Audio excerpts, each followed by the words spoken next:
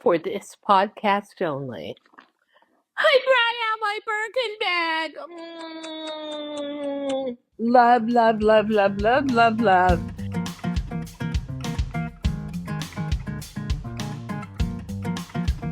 Hi, everybody. This is Diane Gilman, formerly known as the Queen of Jeans for QBCHSN, but now the proud host of my podcast, Fashion Thursdays with Diane. Today, unbeatable. In the annals of fashion history, there has never been a brand or an ascension that we are seeing with Hermès and the Birkin bag.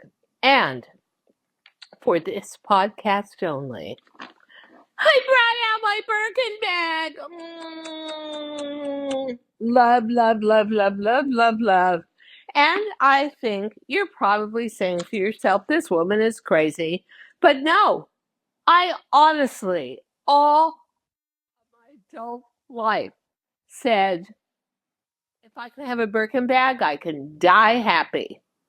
Then after I got the Birkin bag, I kind of amended it to, if I could have 10 Birkin bags, I could die happy, which is not going to happen. So Hermès rises like a phoenix out of the ashes of the luxury collapse. And you ask yourself, why? These bags are so obscenely priced. And you can't even get one, honestly. You can't even walk into a store and get one. Unbelievable. It's called the scarcity principle, which means basically, I don't want to be in any club that accepts me. If I'm in a club that accepts me, then I just missed out on a much better club that would never accept me. Well, guess what? This is the I'm richer than you handbag. And I will not lie. I got it about 5 years ago. I had to buy it secondhand, although it said it was totally new, because we're going to talk about this whole underground, flourishing industry of buying pre-owned Hermès and how you actually wind up paying more for pre-owned. And why? Because they know you can't walk into the store. Do you know that I went into the store and I wanted the store on Madison Avenue? Beautiful. It's new. It's in a gorgeous historic townhouse.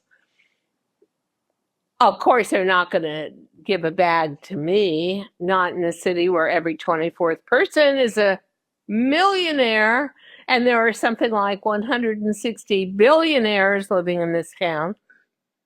Okay, so I looking around, go up to the 5th floor, see a wallet.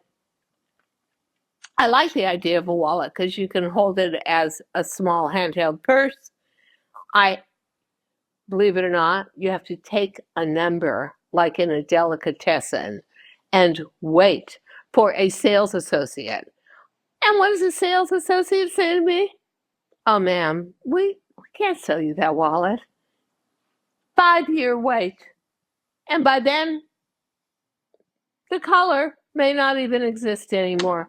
Oh, thank you very much. Honest to God, it is a luxury brand that grows in notoriety from saying no. I don't know of any other retailer, especially at these prices, which I'm about to tell you, so I hope you're sitting down, who so blithely just says, I'm looking you up and down. You know what? You're not wearing a solid gold Rolex. You're not carrying another Birkin bag. I don't think we're really going to sell to you. Unbelievable. And why would you go on wanting it so much? It is like a cult. I swear, it is like a cult. So, I did a big business deal, the biggest business deal of my life, about 6 years ago. And I was saying to one of my lawyers, I can die happy now because I can afford a Birkin bag. And he said, Diane, you're already 74 years old. Go ahead and do it. This deal says you can do it. So I was in Paris. I go to that store, the one, I don't know, it was in the Marais district. I think, no, they don't have anything for me. So I go to the main Hermès store. And again, you have to take a number like you're in a deli waiting for a pastrami. And I'm waiting an hour. I'm in line an hour and a half. And then I see the cruelest injustice to me and all the years I worked. In front of me is a couple from Texas. You can tell by the accent, and they're talking about Houston and blah, blah, blah. They have their 13-year-old daughter with them. Chubby, not particularly attractive, definitely slightly obnoxious. And they get up to the counter, and the sales associate pulls like 6, 7, 8 Birkin bags, all different sizes. This is size 35. One is hot pink. One is like citron yellow. They're amazing. One after the next. Actually, the mini bags, the teeny ones that you wear out in the evening, cost more than the regular sized ones. And this little girl walks away with 6 of them. So, for Beauty Over 50, women ask me all the time about my hair, my makeup, and my skin quality. I have to tell you the truth, and I never thought I would say this a year ago, ever. I was totally resistant. I now get my beauty products, my skincare products, and my hair products all off of Amazon. I used to think of Amazon as like, oh yeah, okay, I'll buy my cat food off of Amazon, but I'm not going to buy my skincare products. But they've got everything I want. And they've got everything I'm craving to use. So, Charlotte Tilbury makeup, which is top of the line, Amazon. La Mer skincare, Amazon. Wow hair products, hairspray that honestly defies gravity, Amazon. So I created my own Amazon storefront. I'm showing you everything I'm buying, including, I'm just going to start showing my new self-tanner, which I got off of Amazon. And the link is in the caption below. This is revolutionary because you know what? Maybe you're like me, you lead a super busy lifestyle, and suddenly you come up to use makeup one day and it's like, yikes, oh my gosh, the bottle's empty. Yeah, no problem. When you go to Amazon and you literally can get delivery the next day on most of it, it's a great way to shop. It's so easy to see these products, and I'm behind every single one of them. They are fabulous, and they are all on my Amazon storefront. And I never thought I would have an Amazon storefront for beauty and hair, but I do.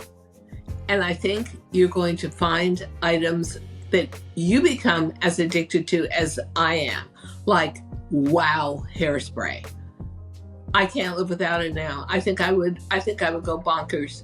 If you are a beauty and glam girl like me, or if you're just somebody who loves taking really good care of your skin and your hair, Amazon has it all. Visit my storefront. I'm so proud of it, ladies. And then let me know.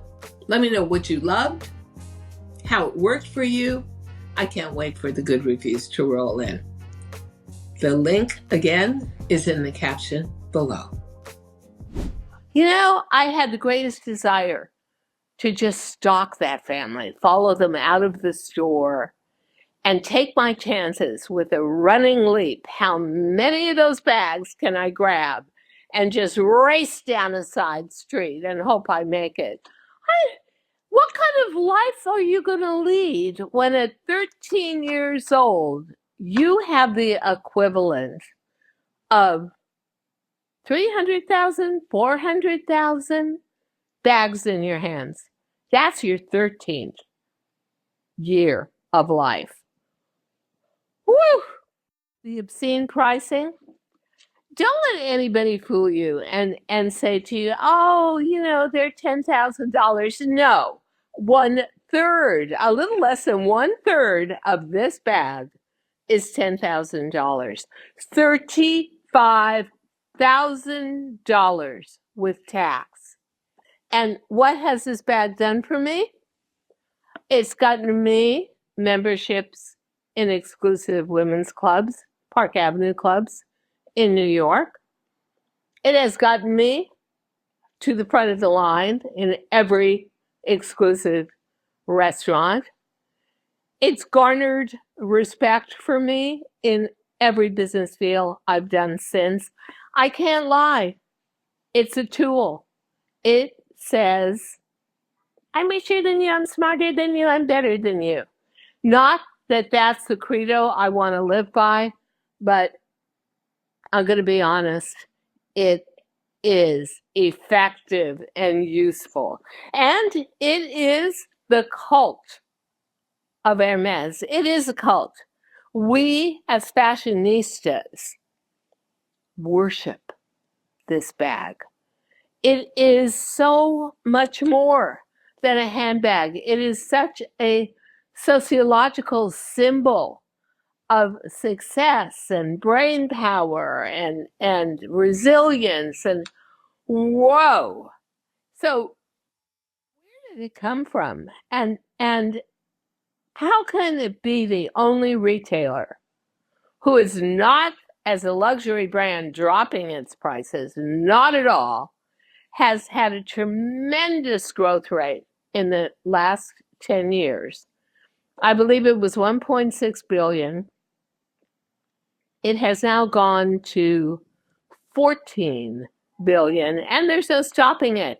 And the hunger for it is like you're a handbag addict. You just crazed for it. But here's the other thing that's so fascinating about it. There was a whole underculture of Birkin, of Hermès, a whole underculture of stores that do nothing but deals for you on Hermès bags. Forget all the other bags. All the other bags are just peripheral, whether it's Louis Vuitton or it's Yves Saint Laurent or it's Ferragamo. Those are all $2,000, $3,000 bags. Now you've got a bag over 10 times that price, and it's like carrying around a brick of solid gold. And oh, by the way, real rose gold for all the elements, for all the jewelry-like elements on it. So there is a whole history behind this. And for us as a public, I think there are two events that honestly mirror the insanity of Hermès, and especially the Birkin bag. And the first one is in 2002, Sex and the City episode. I'll never forget it. I only saw it once, but I can see it all in my mind's eye. Samantha wants to represent with her PR agency, Lucy Liu. Lucy Liu has ordered a red Birkin bag or been offered a red Birkin bag by Hermès. Because if you are really a celebrity, just keep them coming. Hermès wants to see you in them on social media. And Samantha says, oh, I'll go pick it up for you. Oh, thank you. Then they meet for lunch. And whoops, Samantha's wearing the red Birkin bag, and Lucy Liu goes crazy, and she's so angry, and she forces Samantha to give it up.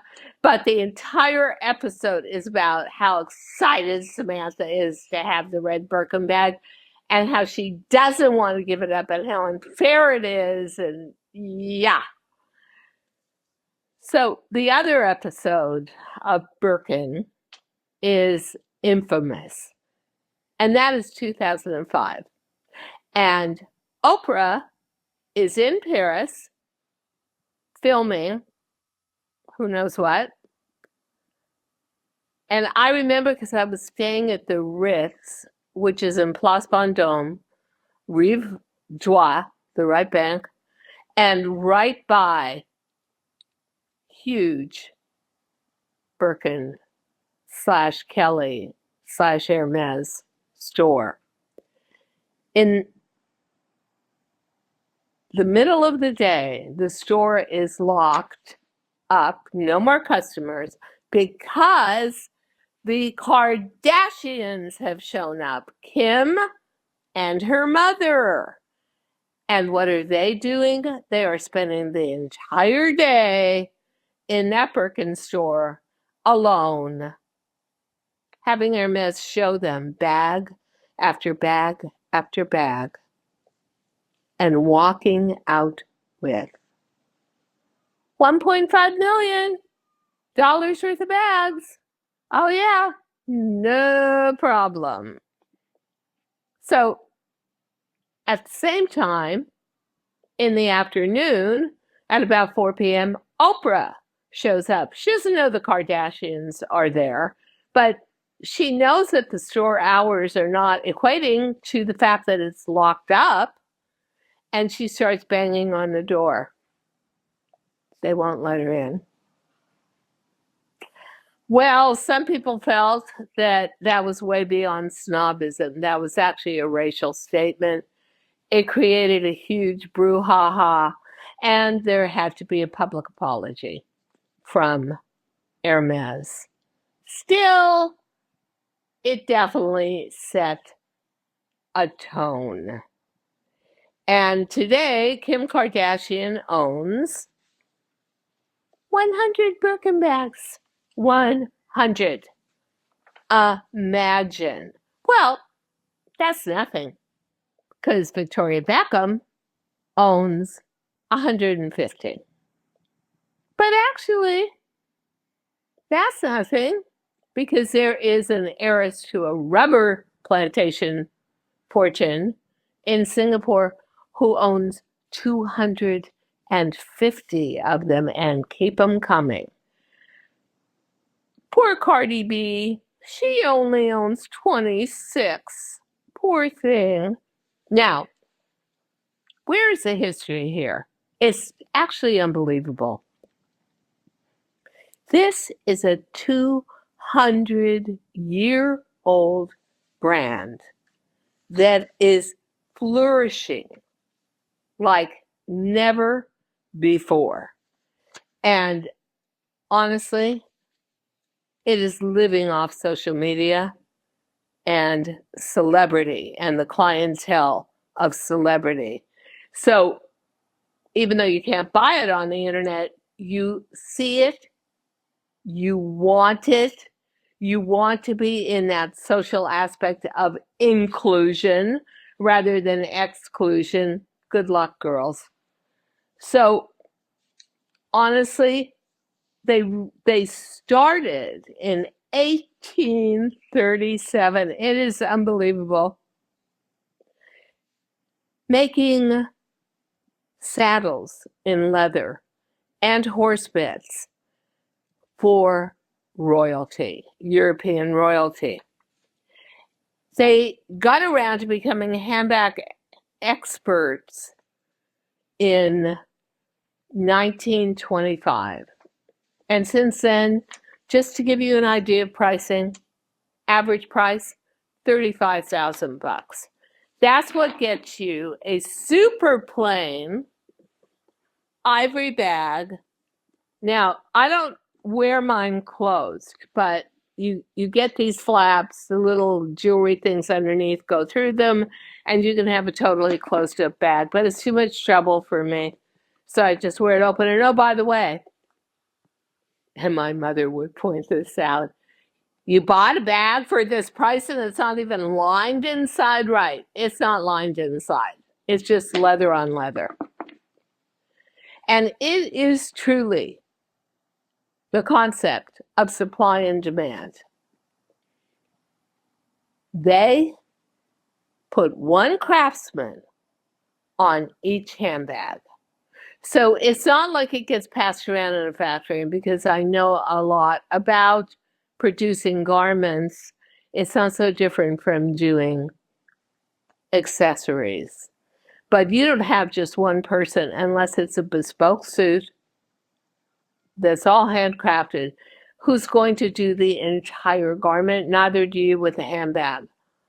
So one person applies the metal, another person does the top stitching, another person does all the parts that then go together, and then another person assembles it. No, here it's craftsmen. And they do it from beginning to end. And it takes time. But trust me, the secret to Hermès is not truly about time, although the craftsmanship is excellent. It's about, are you high enough up the society chain that you deserve this bag? And if you deserve it and you're not wealthy and not going to get it, and if you deserve it but you're not placed high enough in the food chain, you're not going to get it. And you might just wait for the production time. They might take all your information, personal. You say whether you want the Birkin or the Kelly. Personally, I don't like the Kelly. I feel it's pretty uptight. I'm in love with Birkin. You're going to wait, ready, 2 to 5 years. And at the end of that time, when you get that email and that phone call saying, your Birkin's here, it may not be your Birkin. It may just be an extra bag where somebody dropped out and now they're asking you to pay 35 or 40,000 bucks for a bag where it's not your number one color choice. It may not even be the leather you ordered or the trimmings. So how do you choose and construct a Birkin bag if you are so lucky to get one of those appointments? How do you customize your Birkin? Because if you are one of the chosen ones, you can. First of all, there's probably 10 or 12 different leather qualities. I got the standard, which is almost like mini buffalo leather. It definitely is matte finished and has a grain to it and a textural surface, which I really like, easier to keep clean. The big down play thing with a Birkin or a Kelly is in the summertime, you should cover your handles with a scarf because if you give off any perspiration, they garner a lot of dirt and you can't even clean them. Can you believe that? I mean, I have girlfriends who have a Birkin in white. Of course, they want to wear it in the summertime, and they're having a nervous breakdown every minute they're wearing it. Oh my God, am I getting it dirty? Am I not? So you choose your leather quality, and it can be granular or it can be exotic. Let me just give you a little look into what exotic costs. Mine is the ultimate basic, 35,000 bucks. And even then, it was supposedly pre-owned, but it wasn't really ever used. Most expensive, 2. Number 1, Himalayan crocodile, 450,000. Easy if it's new, and they're beautiful. And they ombre from beige into white. I didn't even know Himalayans have crocodiles. Who knew? But the most expensive one to date has been called the Ginza Tanaka. So I am assuming that it was made for some Japanese billionaire's wife. It is solid rose gold, all the accoutrements on it, inlaid with 2,712 of the best quality diamonds, all pavé, and an exotic skin, either crocodile or alligator. Really? Who needs a $2 million handbag? I do. If anybody wants to give it to me, what they won't. So, next comes choose your metal hardware. I loved rose gold because I had a rose gold watch I was wearing a lot of at the time. And I thought, perfect pairing. And it really was. It really looked good together. So metal hardware can be palladium. It can be silver. It can be regular gold. It can be rose gold. It can be pavé stones. Breaking my heart. Sizing. Now choose your size. I choose the standard 35. That means I can put a small tablet into it. I can put lots of work junk into it. But I usually don't strain it too much. And oh, by the way, I bring along the Hermès bag to put it into because I'll be damned if I'm going to put it on a conveyor belt in an airport, go through security. Size, the mini is actually so precious. And it's actually more expensive.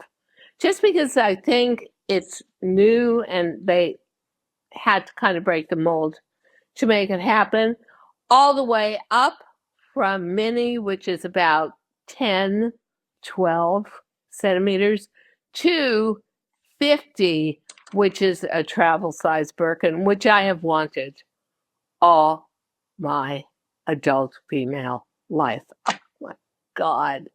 The bigger, the better, as they say. And then color.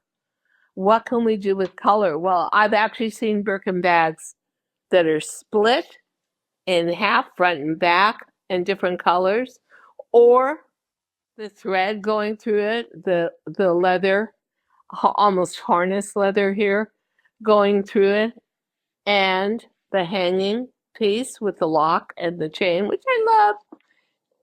Contrast color. You could pretty much do what you want. And there are also, actually, for the wealthiest of the wealthy, special requests for what kind of artwork do you want on it. Yeah, Kim Kardashian actually got, although it was Kanye West that got it for her, better known as Ye or whatever his name is now.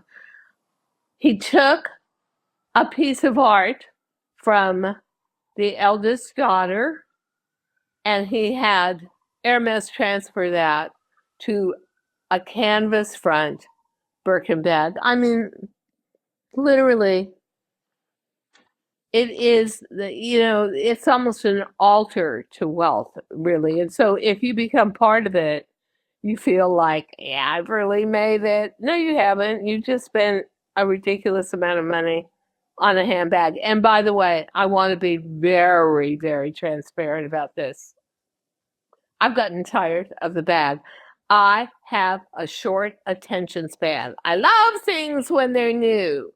And then pretty soon they're not so new anymore. And it's like, I should have wear it out today. Nah, it's a bit trouble. So even though my heart is with my Birkin, I don't use it that much anymore. Oh, shame on you, Diane. I got to start using it again. On the other hand, how many of you have seen the Walmart Birkin? Oh, yeah, you're hearing me. It is actually, that's my little cat, Mr. Fuzzy, who says I'd like a Birkin too. Walmart is selling a $56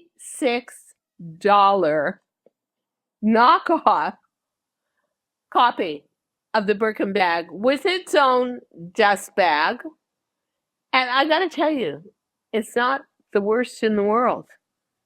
if you want a bag that just looks like it's been used for a while, I mean, this has really strong structure to it. And the Walmart bag doesn't. But come on, it's $56. It's 1/100th of the price of, let's say, an exotic skin Birkin bag. I don't know. I don't know how they're getting away with it. But I will tell you, I'm going to be really honest with you. One of the biggest regrets of my life, and this will also tell you how shallow I am, I admit it. I was in Turkey. We went to an island that is the equivalent of Ibiza called Budrum. And they said they're known for their shoes and handbags. I didn't know what that meant. You don't go shopping until about 1 a.m. in the morning. It is so hot in Turkey, you want to die. So 1 a.m. in the morning is like 90 degrees. So we're shopping. Oh my God, I walked into a store. The entire store was multicolored rainbow assortment of fake Birkin bags. And even though they were expensive for what they were, they were so much less than an actual Birkin. They were maybe 5% of the price. And they were fantastic. And I only had room in my suitcase for one. And I wore it to death. That's before I got the real Birkin. But yep, one of the biggest regrets of my life. Not kidding you. I should have bought another suitcase and had more. So, from 1837, when Hermès was created in Paris, to 1925, they were mostly known for horse equipment, but obviously for the wealthy and the seated royalty. And then in 1925, they started their handbags. This brand has never had a down year, but it never really got aggressive until the 60s. And even then it wasn't that aggressive. But I wanted to just bring up two names.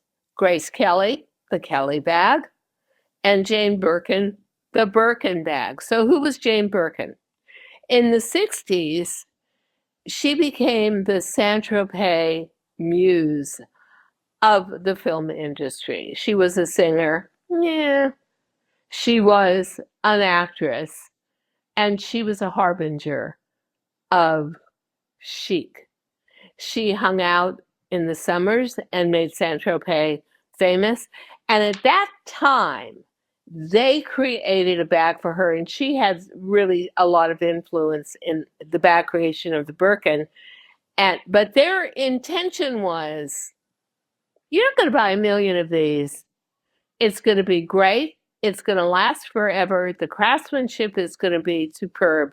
You're going to buy one bag, stuff it full of everything you have, and that is going to be your one bag for the rest of your life. Good luck on that one.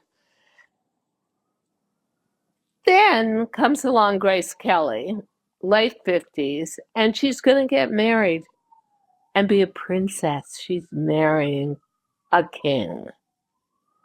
And Hermès comes to her, and they collaborate, and that becomes the other version of the Birkin, the Kelly bag.